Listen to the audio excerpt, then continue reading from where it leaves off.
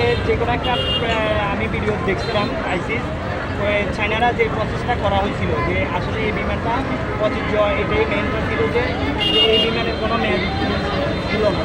এরপরও এরা এটারে আরও ভালো করে করা ছিল, কিন্তু এটারে এরা রিপেয়ারিং করে এরপরে যে এই জিনিসটা দেওয়া হয়েছে। কিন্তু কেন দেওয়া হয়েছে? আজকে যদি ওই জিনিসটা করতো তাহলে ওইটাও তাহলে কালকের এই ঘটনাটা এখানে ঘটতো না। আর আমি মনে করি এই বিমান বা জাতীয় যেগুলো করা হয় আবাসিকে এটা করা কোনোভাবে ঠিক না। আমি একটাই এখনও বলি, প্রশাসনদের কাছে বলি, আমাদের যে স্টুডেন্টগুলো যে কালকে থেকে যে কাজগুলো করা হচ্ছে বিভিন্ন ধরনের বিভিন্ন কথা বলতেছে কালকে থেকে এখানে। কেউ বলতেছে রাতে 3টার পরে লাশ গুম করা হয়েছে, এরপরে যে অনেক আবার আমাকে অনেক স্টুডেন্টের গায়েও হাত তোলা হয়েছে। আমাদের কিছু পুলিশ প্রশাসন আমাদের স্টুডেন্টের গায়েও হাত তোলা হয়েছে। কিন্তু কেন? জিনিসটা তো নিয়ম শৃঙ্খলা থাকার দরকার ছিল। আর যে বিমানটা ওই বিমানটা কোনো মেয়াদ উত্তীর্ণ ছিল না। সরকার প্রথমত এই দায়টা আগে দিতে হবে।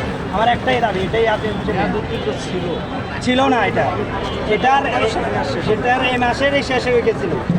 আর এটা কি মেয়াদ ছিল?